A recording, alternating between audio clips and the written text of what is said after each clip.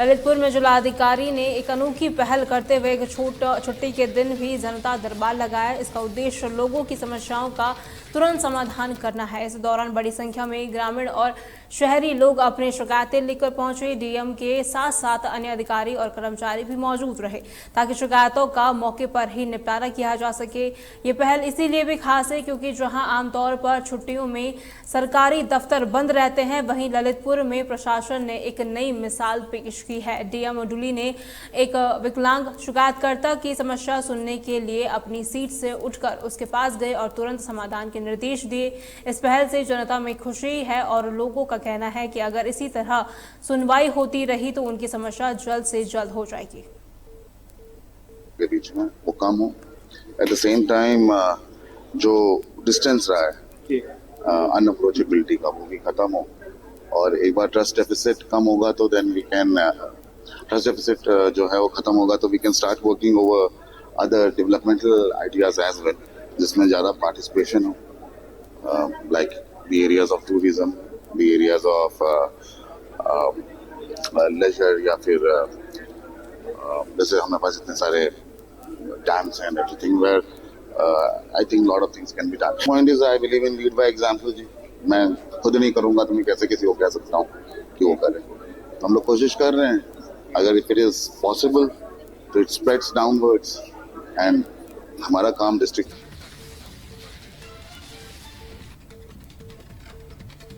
बरेली विकास प्राधिकरण ने रामगंगा नगर योजना में रामायण वाटिका का निर्माण शुरू किया है। इस वाटिका में 51 फीट ऊंची भगवान श्री राम की भव्य मूर्ति स्थापित की जाएगी। इसके अलावा यहां रामायण के विभिन्न प्रसंगों के दर्शन वाली झांकियां भी बनाई जा रही है। इस योजना के तहत ग्रेटर बरेली क्षेत्र में रुद्रवन भी तैयार हो रहा है, जहां भगवान भोलेनाथ की विशाल मूर्ति स्थापित होगी।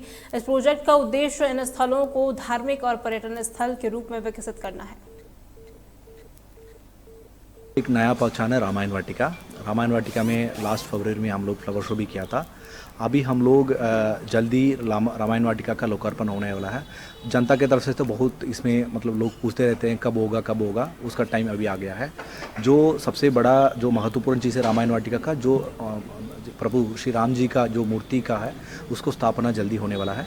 हमारा प्रयास है वो काम एक हफ्ते से 10 दिन से शुरू हो जाएगी। थोड़ा सा ये बड़ा काम है क्योंकि 51 फीट का राम जी का मूर्ति लगाना है। इट विल टेक, हम एक्सपेक्ट कर रहा है 1 महीने तक इसको टाइम लग जाएगी पूरा लगाने के लिए। सो हमारा प्रयास यही है, जो आने वाला नवरात्रि में नवरात्रि प्रयास है, अदर बाई लेट अगर वहाँ से नहीं हो पा रहा है बाई लेट हमारा प्रयास है दिस दिवाली बरेली में प्रभु श्री राम जी के साथ। उत्तर प्रदेश के बांदा में एक हैरान कर देने वाला मामला सामने आया है, जहां एक ही गांव के तकरीबन 3 दर्जन से ज्यादा लोग, जिनमें बच्चे और वयस्क दोनों शामिल हैं, मोमोज खाने के बाद बीमार पड़ गए। उन्हें तेज बुखार, पेट दर्द, उल्टी और दस्त की शिकायत के बाद मेडिकल कॉलेज में भर्ती कराया गया। ये घटना गिरमा थाना क्षेत्र के मसूरी खेरवा गाँव की है, जहाँ एक मेले में गाँव के ही स्वतंत्र साहू की रेहड़ी से मोमोज खाए गए थे। मोमोज खाने के बाद कुछ ही घंटों के बाद लोगों की हालत बिगड़ने लगी। आनन फानन में सभी को बांदा मेडिकल कॉलेज और अन्य अस्पतालों में पहुंचाया गया। इस मामले पर मुख्य चिकित्सा अधिकारी डॉक्टर ब्रिजेंद्र कुमार ने संज्ञान लिया है और खाद्य निरीक्षक विभाग को जांच के आदेश दिए हैं।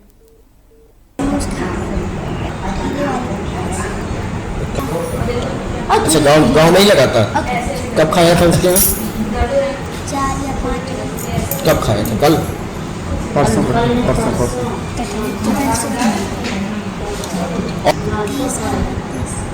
सर, ये परसों हमारे गांव का ही व्यक्ति है जो मोमोज का ठेला लगाता है, और ये सब स्कूली बच्चे हैं। तो ये लोग जो है मतलब क्या है कि रोज़ की तरह उसके पास खाने चले गए, और मोमोज सभी बच्चों ने खाया। सभी बच्चों ने जब मोमोज खाया तो 1 घंटे के तकरीबन बाद ये बच्चे बीमार होकर गिरने लगे। क्या मोमोज बेचता था तो बच्चे ने खा लिया, बीमार हो गए। कौन? क्या नाम है? खाया है, अब पता नहीं, 25-26 बच्चे ने खाया। पूर्वा करके गांव है गिरवा में, उस गांव में कोई लोकल मेला लगा था। वहाँ मोमोज वाले ने अपनी दुकान लगाई होगी, तो वहाँ पे कुछ लोगों ने मोमोज खाए। उसमें बच्चे भी हैं और बड़े लोग भी हैं। तो जो मोमोज खाए थे उसकी वजह से क्या हुआ कि अगले दिन, तो जिस दिन खाए उसके दूसरे दिन लोगों को वोमिटिंग और डायरिया शुरू हुआ था। तो शुरुआत में तकरीबन 10 बच्चों की सूचना हमें मिली थी। उसमें 5 बच्चे हमने नैनी शिफ्ट किए और 5 बच्चे मेडिकल कॉलेज आ गए थे। तो नैनी वाले बच्चे तो सुबह ठीक होकर 3 बच्चे तो गाँव में पहले ही पहुंच गए थे। और उसके बाद जो धीरे धीरे जो पेशेंट यहाँ आना शुरू हुआ, क्योंकि हमारी टीम तो वहाँ पहुंची तो लोगों को फाइंड आउट किया कि इसमें किसी बच्चे को कोई समस्या तो नहीं है। तो कुल मिलाकर वर्तमान में आज की तारीख में कल शाम तक कुल मिला के 20 पेशेंट थे, जिसमें 5 तो हमारे एडल्ट हैं और 15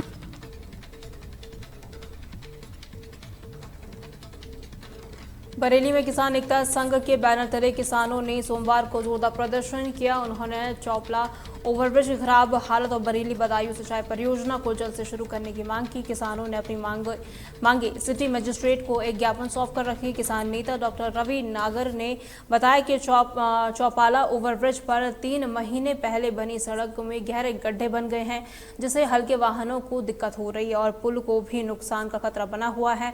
उन्होंने तुरंत पुल की मरम्मत और दोषी ठेकेदार पर कार्रवाई करने की मांग की है। इसके अलावा किसानों ने बरेली बदायूं सिंचाई परियोजना को भी जल्द पूरा करने की मांग की है, जिस पर वे पिछले 1 साल से आंदोलन कर रहे हैं। संघ का राष्ट्रीय संगठन मंत्री हूं। मेरे साथ में भारतीय किसान यूनियन भानु के इजार अली छोटे भाई जी हैं, महासचिव हैं राष्ट्रीय, और उत्तर प्रदेश के युवा के मोर्चा पंडित राजेश शर्मा जी और तमाम पदाधिकारी आज एक प्रतिनिधि मंडल जिलाधिकारी महोदय जी से ये एक ज्ञापन लेकर मिलने आए हैं कि बहुत टाइम से आंदोलन चल रहा है विभिन्न मांगों को लेकर किसानों का, लेकिन कई मुद्दे तो ऐसे हैं जिन पर कुछ सकारात्मक रवैया प्रशासन का देखने को मिला, लेकिन बहुत सारे मुद्दे ऐसे हैं दूसरे जिन पर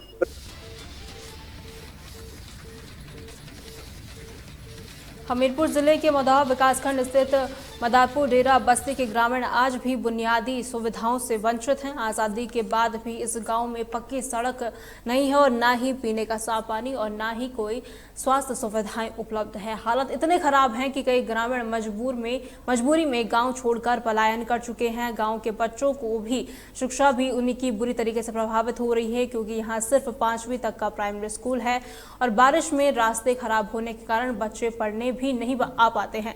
ग्रामीण बताते हैं कि खराब सड़कों की वजह से कई बार इलाज न मिल पाने के कारण लोगों की मौत भी हो चुकी है, क्योंकि एम्बुलेंस गांव तक नहीं पहुंच पाती है और मरीजों को खाट पर लाद कर मुख्य सड़क तक पहुंचाना पड़ता है। उन्होंने कई बार मंत्री, विधायक और अधिकारियों से गुहार लगाई है, लेकिन उनकी कोई सुनवाई नहीं हुई है।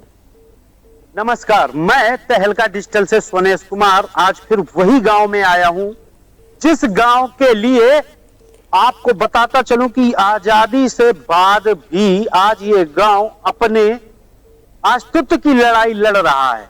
ना तो इस गांव में अभी तक रास्ता बन पाई, ना ही किसी प्रकार की कोई ऐसी योजनाएं आ पाई जो इन ग्रामीणों के चेहरे का मुस्कान बन सके। और तो और इन गांव वालों ने अपने कई, चाहे महिला साथी हो या पुरुष साथी हो या बच्चे हो, काल के गाल में समा गए हैं, क्योंकि रास्ता के अभाव की वजह से न तो उन्हें सही समय पे इलाज मिल पाया, ना ही अन्य चीजें मिल पाई।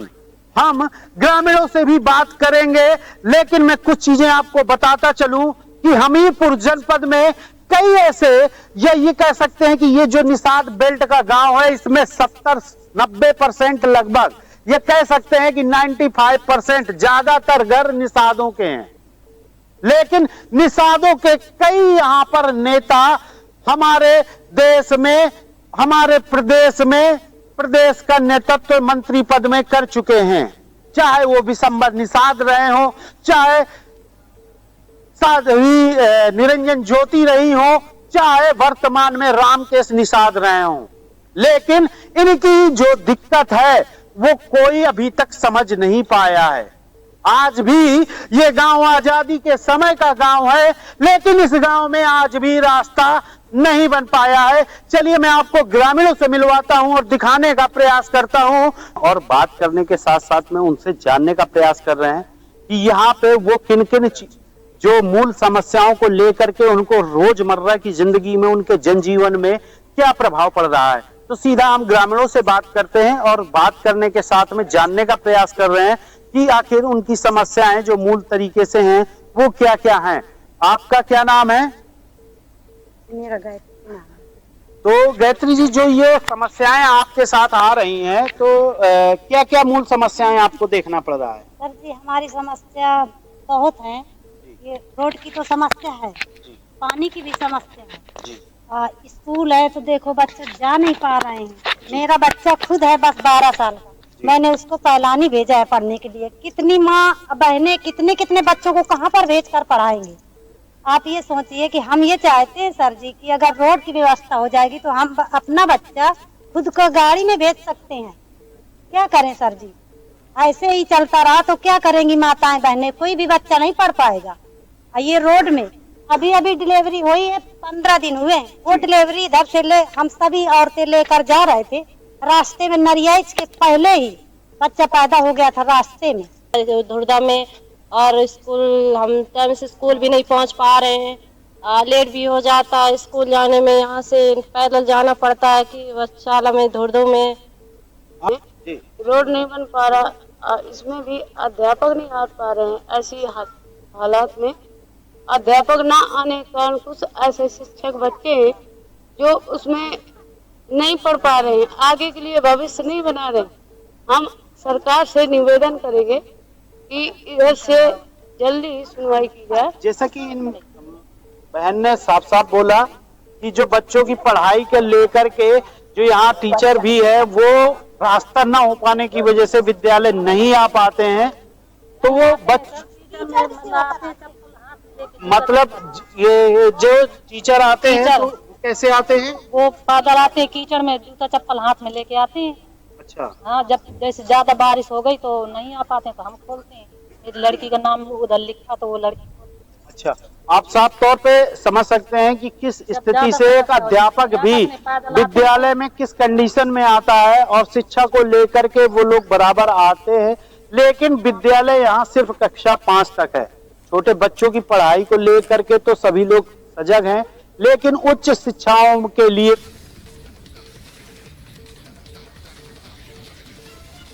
अमरोहा देहात थाना क्षेत्र में हुई एक हत्या का पुलिस ने खुलासा कर दिया है। पुलिस ने गांव के एक हरपाल की हत्या के आरोप में एक महिला को गिरफ्तार किया है। पुलिस के अनुसार हरपाल पर गांव की ही एक महिला से अवैध संबंध बनाने का दबाव बन रहा था। इस प्रताड़ना से परेशान होकर महिला ने उसे रास्ते से हटाने का फैसला किया। योजना के तहत उसने हरपाल को गन्ने के खेत में बुलाया और धारदार हथियार से उसकी हत्या कर दी।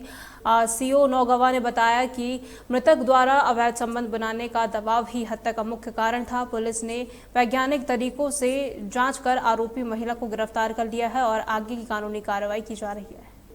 दिनांक 24/8/2025 को थाना अमरोहा देहात क्षेत्र के गाँव रामघट में गांव के निवासी हरपाल सिंह की डेड बॉडी एक ईंट के खेत में मिलने की सूचना मिली थी। इस सूचना पर तत्काल पुलिस बल मौके पर पहुंचा था एवं डेड बॉडी को पोस्टमार्टम के लिए मॉर्चरी भेज दिया गया था।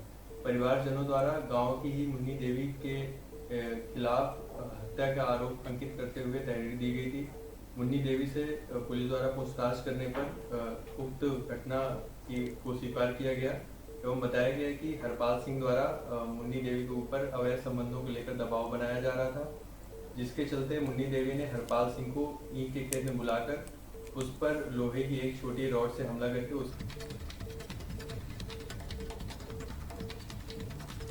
अमरोहा की गजरौला में मिलते सैफिया कमेटी द्वारा सैफी समाज की एक बड़ी महापंचायत का आयोजन किया गया। इस कार्यक्रम में पश्चिम उत्तर प्रदेश के सैफी समाज के हजारों लोगों ने हिस्सा लिया। महापंचायत का मुख्य उद्देश्य समाज में फैली सामाजिक बुराइयों को दूर करना और शिक्षा के क्षेत्र में आने वाली पीढ़ी को आगे बढ़ाना था। कार्यक्रम की अध्यक्षता अख्तर अली सैफी ने की है, जबकि निजामत नफीजुद्दीन बेगना हसनपुर ने संभाली है। इसकी पूरी कमान वक्ताओं ने निकाह को आसान बनाने, फिजूल खर्ची से बचने और शिक्षा को बढ़ावा देने पर भी जोर दिया।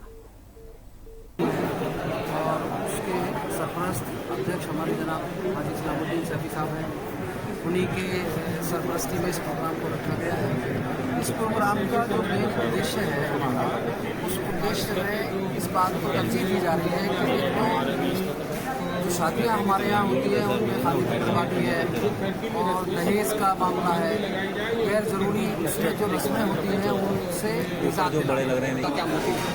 इसका मकसद है कि सैफी समाज में, वैसे तो सभी समाज में ये प्रॉब्लम है, सैफी समाज में जो फिजूल शादी ब्याह को लेकर फिजूल रस्में हैं, गैर ज़रूरी और गैर इस्लामी खर्चीली रस्में हैं, उनको खात्मा करने के लिए यहाँ उसका प्लानिंग की जाए।